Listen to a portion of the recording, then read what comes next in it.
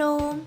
영종중앙교회 청소년부 예배에 오신 여러분을 주님의 이름으로 환영합니다. 매일 묵상, 큐티하는 청소년, 매일 감사, 매일 감사의 내용 3가지 적기, 매일 기도, 잠자기 직전 1분 기도, 눈 뜨자마자 1분 기도, 매일 말씀을 묵상하고 감사하며 기도하는 청소년이 됩시다. 이쁜 우리 새끼 학교 신방을 통해 계속해서 여러분들을 찾아갑니다. 7월 8일 목요일에는 하늘중학교 1학년 홀수반, 7월 9일 금요일에는 영종고등학교 1학년, 7월 15일에는 공항고등학교 1학년과 3학년 친구들을 신방합니다. 시험으로 인해 지친 여러분들을 위해서 목사님이 간식을 들고 직접 찾아갑니다. 7, 8호로 큐티를 시작합니다. 그동안 소홀해졌던 묵상 생활을 다시 회복해서 묵상하는 청소년이 됩시다. 큐티 인증 콘테스트를 합니다. 묵상한 내용 또는 사진을 목사님께 보내주세요. 참여하는 모든 친구들에게 선물을 드립니다. 오늘은 맥주 감사 주일입니다. 코로나로 인한 어려움 속에서도 지난 반년 동안 지켜주시고 베풀어주신 하나님의 은혜에 감사합시다. 청소년부 교회 예배는 1부 오전 9시, 2부 오전 10시 30분, 3부 오후 12시입니다. 우리 교회는 코로나 예방을 위해 방역 수칙을 철저히 지키는 모범적인 교회입니다. 이 시간 마음과 정성을 다해서 예배하겠습니다. 사도신경으로 우리의 신앙을 고백드립니다. 나는 전능하신 아버지 하나님, 천지의 창조주를 믿습니다.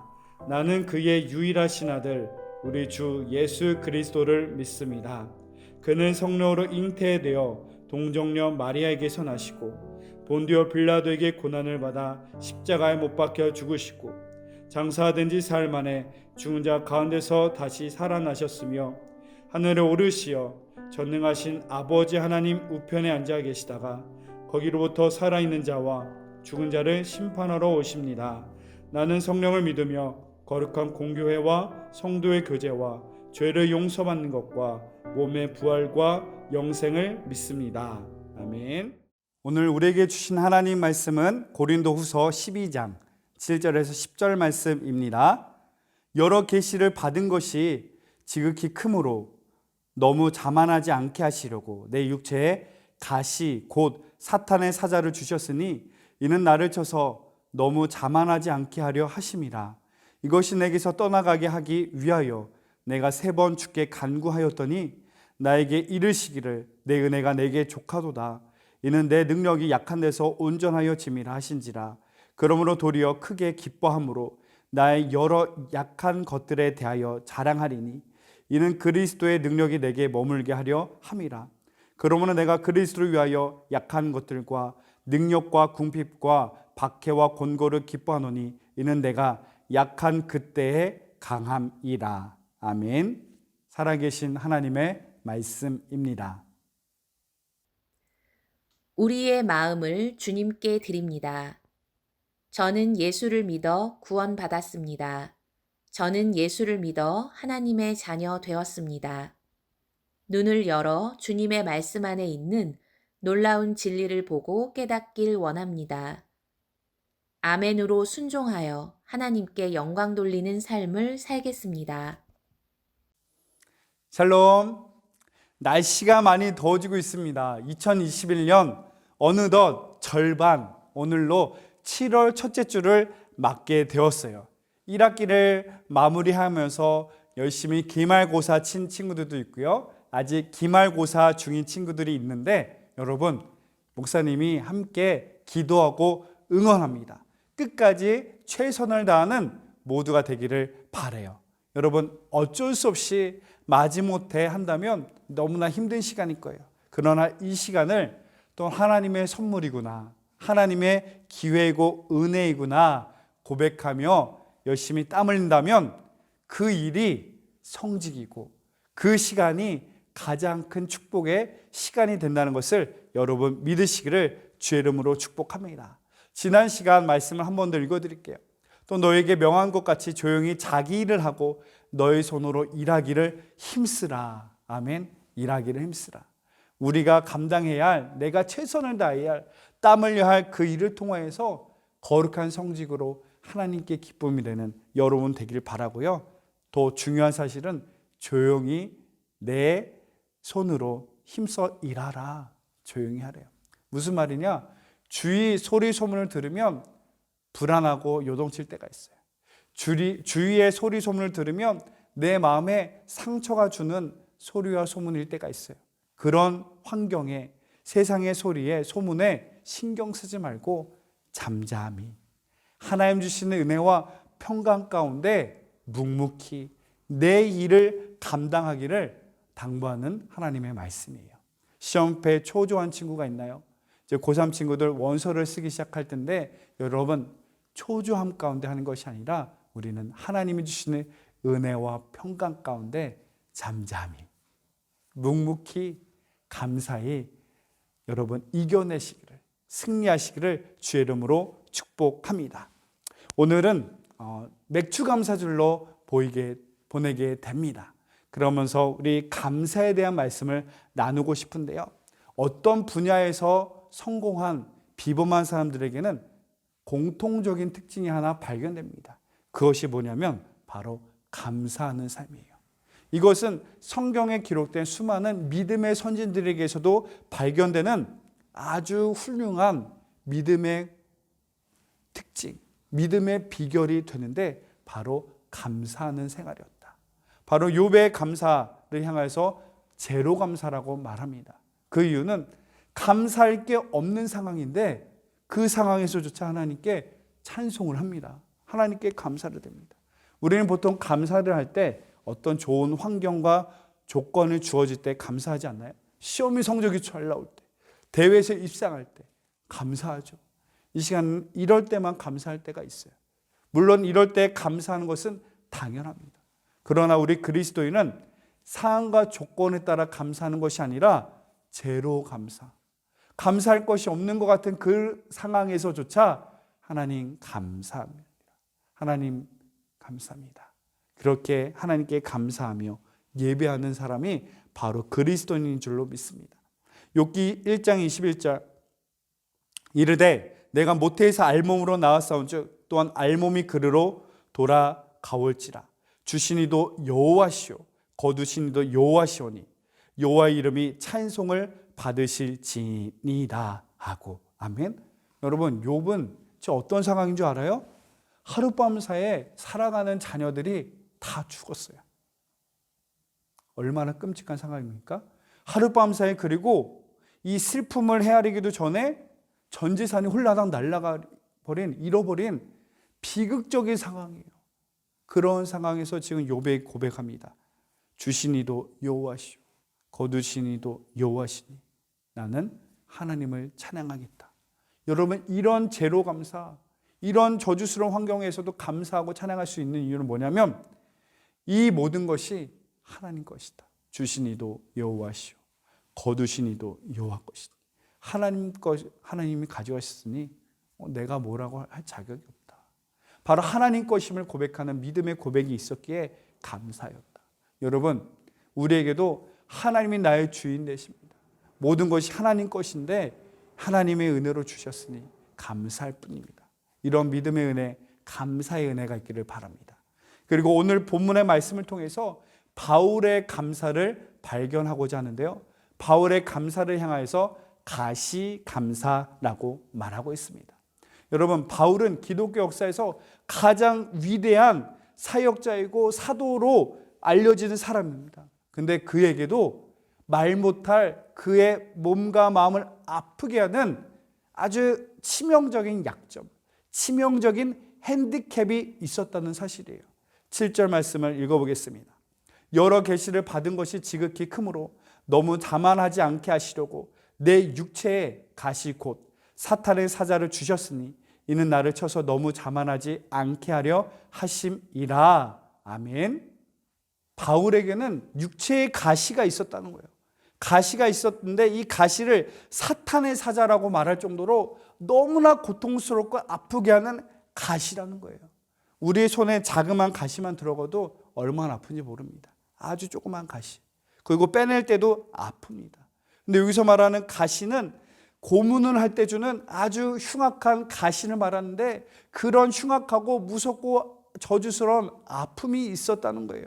그에는 어떤 아픔이 있었는가? 많은 성서학자들이 예상하기로는 두 가지가 있었던 걸로 예상을 해봅니다. 첫 번째는 안질이에요. 눈에 너무나 흉악한 병이 있어서 고름, 피고름이 나고 시력도 안 좋은 상황이에요. 성경을 보고 말씀을 전해야 되는데 눈에서 피, 고름이 떨어진다 생각해봐요. 또 그에게는 간질이 있었던 걸로 추측을 합니다. 설교를 하다가 간질로 발작하고 쓰러져요. 여러분, 설교를 듣는, 예배를 함께하는 이들이 얼마나 놀라겠습니까? 안 그래도 바울을 공격하는, 적대시하는 세력들이 있습니다. 너가 무슨 사도의 자격이 있냐? 네가 이렇게 하나님의 말씀을 전할 자격이 있냐? 바울을 공격하는 이들에게 있어서 그의 약점은 아주 공격하기 좋은 도구였을 겁니다. 그를 이렇게 고생하고 아프게 했던 가시, 너무나 치명스럽고 너무나 고통스러운 이 가시를 바울은 뭐라고 고백한 줄 알아요? 7절에 보면 다시 읽어보겠습니다. 여러 계시를 받은 것이 지극히 크므로 너무 자만하지 않게 하시려고 내 육체의 가시에 곧 사탄의 사자를 주셨으니 이는 나를 쳐서 너무 자만하지 않게 하려 하심이라. 아멘. 이 고통스러운 가시를 향해서 이 가시 덕분에 내가 자만하지 않을 수 있구나. 이 가시 때문에 내가 더 겸손할 수 있습니다라는 믿음의 고백, 감사의 고백을 합니다. 남들 같았으면 이 가시 때문에 힘들어서 못하겠네. 하나님, 이 가시 때문에 힘들어서 못 살겠어요. 때문에 탓을 했을 텐데, 지금 바울은 가시 때문이라는 불평의 고백이 아니라 오히려 이 가시를 향해서 가시 덕분에 겸손할 수 있습니다.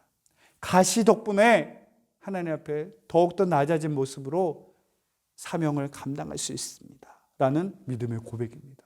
바로 오늘 말씀의 제목과 같이 때문이 아니라 덕분입니다. 따라합시다. 때문이 아니라 덕분이다. 아멘.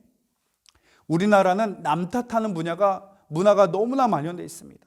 뭔가 내 뜻대로 풀리지 않으면 너 때문에, 조상 때문에, 부모 때문에, 너 때문에 탓하지만 여러분, 이는 너도 죽이고 나도 죽이는, 서로에게 상처를 주는 너무나 고통스러운 말이에요. 우리는 바울과 같이 감사하는 사람이 되어야 되는데, 누구 때문이 아니라 누구 덕분에, 뭐 때문에 아니라 이 일 덕분에 감사하며 감사의 고백으로 이겨낼 수 있는 여러분 되어야 됩니다. 누구 때문이야, 뭐 때문이야 불평하는 순간 그것은 나에게 저주가 됩니다. 그러나 너 덕분이야, 이 일 덕분이야, 이 감사로 고백하는 순간 그 가시는 가시가 아니라 도리어 축복과 은혜로 우리에게 다가오는 줄로 믿습니다. 바로 누구 때문이 아니라 덕분이라는 감사의 고백으로 살아갔던 두 분을 소개하고자 합니다. 한 분은 경영의 신으로 일컬어지는 마스시타 고노스케의 이야기입니다. 그가 90세가 되는 해에 기자가 어떻게 사업가로 이렇게 존경과 부를 얻을 수 있었습니까? 그 비결이 뭐냐고 물어봤더니 그가 말합니다. 제게는 하나님 주신 세 가지 은혜가 있습니다. 그것은 바로 가난이고 병약이고 못배움입니다. 아니, 여러분, 가난, 병약, 못배움, 이게 어떻게 은혜입니까? 이것 때문에 내가 살 수 없는데, 이것 때문에 내가 불평하고 살고 있는데, 그의 고백을 들어봐야 돼요. 가난했기 때문에 이렇게 고백합니다. 집이 가난했기 때문에 어릴 적부터 신문팔이, 구두 닦기, 많은 고생을 하면서 세상을 살아가는 동안 필요한 지혜와 경험을 쌓을 수 있었다. 두 번째, 몸이 약했기 때문에 항상 운동을 하며 자기 건강 관리를 한 덕분에 늙어서도 건강하게 지낼 수 있었다. 세 번째, 못배움에 대해서 가난해서 초등학교도 제대로 못 나온 나이기 때문에 세상의 모든 사람들이 나의 스승으로 여기고 누구에게나 물어가며 열심히 배우는 일에 게을리하지 않을 수 있었다. 아멘? 여러분, 가난, 병약, 못배움, 누군가에는 치명적인 약점이지만 그는 오히려 이 덕분에, 이 은혜로, 감사로 이겨낼 수 있어서 그의 인생과 삶이 비범한 인생이 된 줄로 믿습니다. 두 번째 소개하고 싶은 이 또한 때문에 라는 인생에서 덕분에라는 믿음의 고백으로 그의 인생을 비범하게 살아간 한 사람이 있습니다. 바로 강영우 박사님이세요. 지금은 고인이 되셨습니다. 그는 한국 최초의 장애인 박사로 미국 백악관 국가장애인위원회 정책 차관보를 지낸 가장 자랑스러운 한국인 중에 한 분이셨습니다. 그가 췌장암으로 시한부 판정을 받고 돌아가시기 전에 한 달 전에 보낸 가족과 언론에 보낸 그의 편지의 내용을 오늘 말씀을 통해 소개하고자 합니다.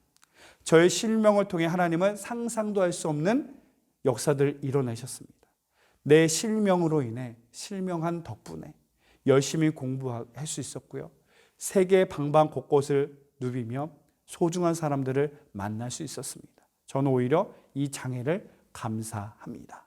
사실 강영우 박사님은 고난의 연속, 시련의 연속을 가지고 살아갔던 사람이에요. 아버지가 세상을 떠나고 3년 후에 중3인 강영우 박사님이 학교에서 축구를 하다가 친구가 찬 공에 눈을 맞아서 그만 한순간에 실명을 하고 맙니다. 두 눈의 시력을 완전히 잃게 돼요. 맹인이 된 거죠. 그리고 이 소식을 들은 어머니는 충격을 받고 쓰러지셔서 뇌출혈로 돌아가셨어요. 아니, 이게 어떻게 된 일입니까? 엎친 데 덮친 격으로 너무나 큰 충격적인 일이 계속 일어나는 거예요. 그러던 중 그나마 제일 믿고 따르던 누님이 있었는데 공장에서 너무나 열심히 과로로 일하는 관계로 쓰러져서 졸지에 돌아가서 졸지에 고아가 되고 졸지에 장애인이 되었습니다. 절망하고 주저할 수밖에 없는 그 상황에 대부분의 시각장애인들은 점쟁이가 되거나 안마사가 되는 그 상황에서 이 강영우 박사님은 자기 앞에 놓인 상황을 보지 않고 하나님을 바라보았다고 합니다. 그래서 맹인 학교에 들어가 ABC부터 배워가지고 연세대에 입학을 하고 미국에 유학을 가서 한국인 최초의 박사가 되고 백악관의 차관보가 되는 놀라운 일을 일어나게 된 것이에요. 그가 고백해요. 눈을 고쳐달라고 했을 때 하나님이 예스 하셨지만 눈을 고쳐달라고 했을 때 만약 하나님이 예스 하셨다면 저는 누나와 같이 공장에 들어가 소냥 과장이 되었을 것입니다. 그러나 하나님은 제 기도에 노 하셨고 맹인 센터에서 세계적인 인물이 되기까지 저를 훈련시키셨습니다. 실명에도 불구하고가 아니라 실명을 통해서 실명 덕분에 놀라운 축복을 누리게 되었습니다.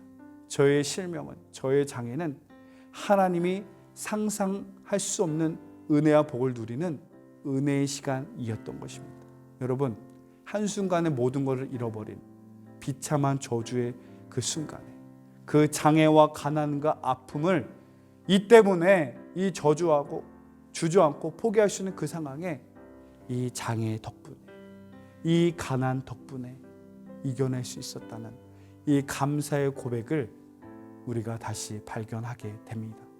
여러분, 바울도 동일해요. 육체에 가시가 있었지만 이 가시로 인해 가시 덕분에 겸손할 수 있었습니다. 더 큰 하나님의 은혜를 감당할 수 있었습니다. 이러한 믿음의 고백이 저와 여러분의 고백이 되기를 원합니다. 여러분, 세상이 보기에 내가 생각하기에 약점이라고 상처라고 아픔이라고 생각하는 것들이 있나요? 그것을 향해 나는 이것 때문에 이 모양 이 꼴이야. 나는 이 모양 이 꼴. 이것 때문에 더 이상 할 수가 없어. 이렇게 포기하는 사람이 없기를 바랍니다. 때문이 아니라 덕분에, 이 덕분에 이 약점 덕분에 하나님 앞에서 더욱더 겸손할 수 있었습니다. 더욱더 하나님의 은혜를 누릴 수 있었습니다. 덕분에 하나님의 놀라운 은혜의 축복을 누릴 수 있는 저와 여러분 되시기를 주의 이름으로 축복합니다. 9절 읽겠습니다. 나에게 이르시기를 내 은혜가 내게 족하도다. 이는 내 능력이 약한 데서 온전하여 짐이라 하신지라. 그러므로 도리어 크게 기뻐함으로 나의 여러 연약한 것들에 대하여 자랑하리니 이는 그리스도의 능력이 내게 머물게 하려 함이라. 그러나 내가 그리스도를 위하여 약한 것들과 능력과 궁핍과 박해와 권고를 기뻐하노니 이는 약한 그때의 강함이라. 아멘. 여러분, 하나님의 은혜는 너무 역설적이지 않습니까? 약함이 강함이라니요, 약함이 온전하라면요, 약함이 오히려 하나님의 큰 은혜요 축복이라니요. 그 이유는 왠지 아세요? 빈 그릇이 하나님께 쓰임 받을 수 있는, 하나님의 은혜를 채울 수 있는 공간이 된다는 것이에요. 약할 때 강함이 되시는, 약할 때 위로자 되시는, 약할 때 위로 은혜가 되신, 능력이 되신 하나님은 우리의 약할 때 역사하신다는 거예요. 그래서 이 은혜를 알았던 바울은 고백하는 거예요. 내 육체의 가시가 은혜인 이유는 하나님 앞에서 겸손할 수 있구나. 우리가 하나님 앞에서 겸손해지는 순간, 하나님 앞에서 내 힘과 내 고집과 아집을 내려놓고 내 그릇을 내려놓는 순간, 내 삶의 공간을 내려놓는 순간 하나님은 그 빈 공간을 은혜로 채우시기 때문에 약함이 강함이 되고, 약함이 충만이 되고, 약함이 온전히 되는 줄로 믿습니다. 우리 하나님은 약할 때 강함 되시고 약할 때 위로자 되시는 하나님입니다. 이 하나님의 은혜를 여러분 경험하기를 원해요. 오늘 말씀을 정리할게요. 감옥과 수도원의 차이가 있다면 무엇이겠습니까? 똑같이 한정된 공간에서 규칙적으로 그 삶을 통제받으며 살아가야 되는 공간입니다. 감옥과 수도원을 만드는 그 차이가 있다면 그것은 바로 불평을 하느냐 감사하느냐 뿐이라고 말하고 있습니다. 여러분, 우리의 삶에 뭐뭐 때문에 불평과 원망만 한다면 그 인생은 저주요 고통이고 감옥의 연속이지만, 우리의 삶에서 뭐뭐 덕분에 하나님의 은혜입니다.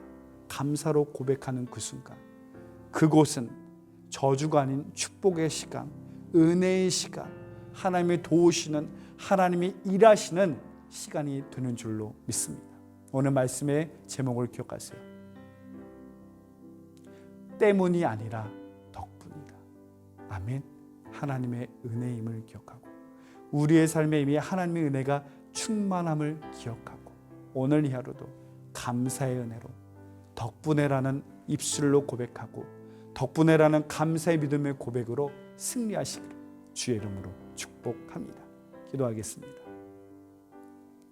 사랑의 하나님, 믿음의 눈으로 바라보니 모든 것이 하나님의 은혜이고 선물이었음을 고백합니다. 인간적으로 보았을 때는 불평하고 원망할 것들이었지만 하나님의 눈으로 바라보니 이 또한 하나님의 은혜임을 기억하게 하여 주옵소서. 그리하여 내 입술과 나의 삶에 때문이라는 이 저주의 불평을 벗어버리고 덕분에 라는 감사의 고백으로 승리하며 나가게 하여 주옵소서. 예수님의 이름으로 기도드립니다. 아멘.